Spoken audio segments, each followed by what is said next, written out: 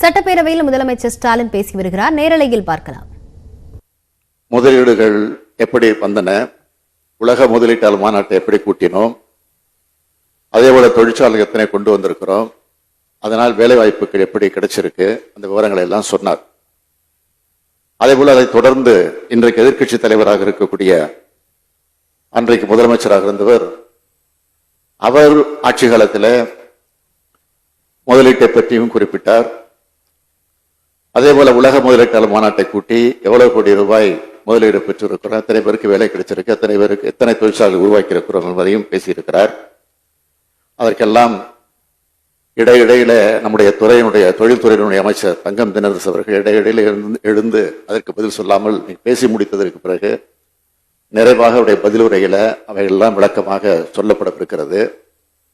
இருந்தாலும் இந்த முதலீட்டாளர்கள் சந்திக்க வெளிநாடு பயணத்திற்காக, தொழில்துறை முன்னேற்றத்திற்காக நான் வெளிநாடு சென்று வந்த காரணத்தால் அதில் எனக்கும் பங்கு உண்டு என்ற அந்த உணர்வோடு சில விளக்கங்களை இந்த அவைக்கு நான் எடுத்து வைக்க விரும்புகிறேன்.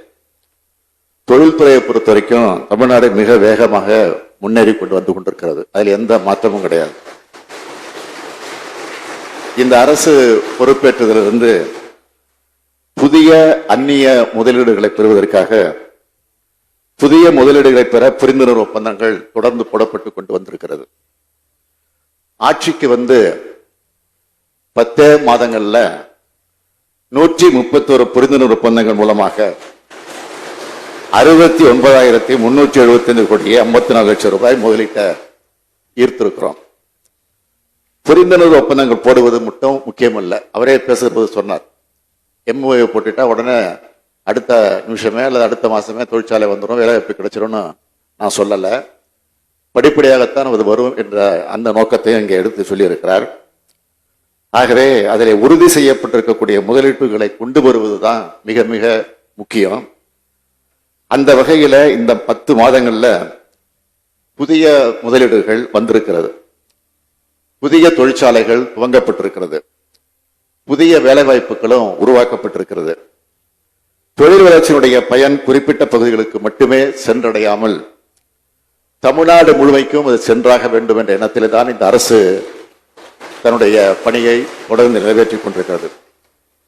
தமிழ்நாட்டின் வளர்ச்சி குறைந்த மாவட்டங்களுக்கும் அதனுடைய வளர்ச்சி பயன்களை மக்கள் சென்றடைய வேண்டும் என்பதிலும் நாங்கள் உறுதியாக இருந்து பல்வேறு நடவடிக்கைகளை தொடர்ந்து எடுத்துக்கொண்டு வருகிறோம்.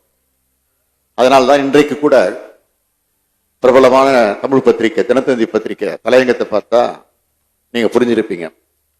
அதுல தலையங்கத்துல குறிப்பிட்டிருக்கிறாங்க, இன்று காலையில வந்த பத்திரிகையில தமிழ்நாட்டில் குவிகிறது அந்நிய நேரடி முதலீடுகள் என்று இந்த அரசை பாராட்டி தலையங்கமே எழுதியிருக்கிறது. ஏற்கனவே ஆங்கில நாளேடு இந்து பத்திரிகையில அந்நிய முதலீடுகளை இருக்கக்கூடிய தமிழ்நாடு என்று பாராட்டி எழுதியிருக்கு. அது மட்டும் இல்ல, ஒன்றிய அரசினுடைய தொழில் மற்றும் வர்த்தகத்துறை அமைச்சகத்தின் கீழ் இயங்கக்கூடிய நிறுவனமே 2021 ஏப்ரல் முதல் டிசம்பர் வரையில் இருக்கக்கூடிய இந்த காலகட்டத்தில் தமிழ்நாட்டில் வெளிநாட்டு நேரடி முதலீடுகள் 41.5 விழுக்காடு அதிகரித்திருக்கிறது என்ற புள்ளி விவரத்தையும் வெளியிட்டிருக்கிறது. தேசிய அளவில் பார்த்தீங்கன்னா 16% வீழ்ச்சியை சந்திச்ச அதே காலகட்டத்தில் தமிழ்நாடு இந்த வளர்ச்சியை பெற்றுள்ளது என்பது மிகவும் குறிப்பிட்டு சொல்ல வேண்டிய பெருமை தக்கக்கூடிய ஒரு செய்தியாகும். நாட்டின் ஒட்டுமொத்த அந்நிய நேரடி முதலீட்டில் தமிழ்நாட்டினுடைய பங்கு 4 விழுக்காட்டிலிருந்து 5 விழுக்காடாக உயர்ந்திருக்கிறது. தமிழ்நாடு அரசின் தொழில்துறை வழிகாட்டி நிறுவனமாக இருக்கக்கூடிய கைடன்ஸ் தமிழ்நாடு ஆசியா ஓஷியானியா பகுதியில் சிறந்த தொழில் முதலீடு ஊக்குவிப்பு முகமை என்ற சர்வதேச விருதினை இந்த அரசு பெற்றிருக்கிறது. அமெரிக்க தூதரகமே இந்த அரசை பாராட்டி இருக்கிறது. தமிழ்நாட்டை தொழில் முதலீட்டாளர்கள் முக்கிய மாநிலமாக மாற்றி காட்டியிருக்கக்கூடிய தொழில்துறைக்கு, குறிப்பாக நம்முடைய தொழில்துறையை பொறுப்பேற்றுக் கொண்டிருக்கக்கூடிய அமைச்சர் தங்கம் தென்னரசு அவர்களுக்கும் அவருக்கு துணை நின்று பணியாற்றிக் கொண்டிருக்கக்கூடிய தொழில்துறைக்கு, தொழில்துறை அதிகாரிகளுக்கெல்லாம் மனமார்ந்த பாராட்ட வாழ்த்துக்களை இந்த அவையின் மூலமாக நான் தெரிவித்துக் கொள்ள விரும்புகிறேன். என்னுடைய தலைமையில் இயங்கக்கூடிய இந்த தொழில்துறை டீம் நிச்சயம் உறுதியாக தமிழ்நாட்டை தொழில்துறை மாநிலமாக ஆக்கும் என்பதில் எந்தவித சந்தேகமும் இல்லை. தொழில் வளர்ச்சிக்கு அவரே சொன்னார், தொழில் வளர்ச்சின்னா சட்டம் ஒழுங்கு சிறப்பா இருந்தாதான் தொழிலை தேடி வருவாங்க. எனவே சட்டம் ஒழுங்கு முக்கியமாக தேவைப்படுகிறது. சட்ட ஒழுங்கு பிரச்சனை வராமல் இருப்பதற்கு தொழில் வளர்ச்சி நிச்சயம் தேவைப்படுகிறது.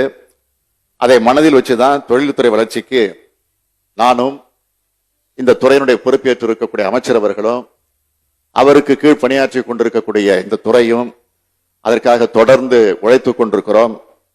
உழைத்துக் கொண்டிருப்பது மட்டுமல்ல, இந்த அவையில் இருக்கக்கூடிய ஒவ்வொரு சட்டமன்ற உறுப்பினரும் ஆளுங்கட்சி எதிர்கட்சின்னு பார்க்காம நீங்களும் இதற்கு ஊக்கத்தை உற்சாகத்தை தரக்கூடிய வகையில முன்வர வேண்டும் என்று உங்களை அன்போடு கேட்டுக்கிட்டு, சிறப்பாக செயலாற்றி கொண்டிருக்கக்கூடிய தொழில்துறைக்கு மீண்டும் ஒரு முறை என்னுடைய வாழ்த்துக்களையும் பாராட்டையும் தெரிவித்து அமைகிறேன்.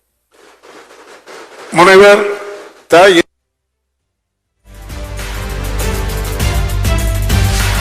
சட்டப்பேரவையில் 110 விதியின் கீழ் தொழில்துறையில் தமிழகம் வளர்ச்சியடைந்து வருவதாக முதலமைச்சர் விளக்கி பேசியிருக்கிறார். விவரங்களை பின்னர் பார்க்கலாம்.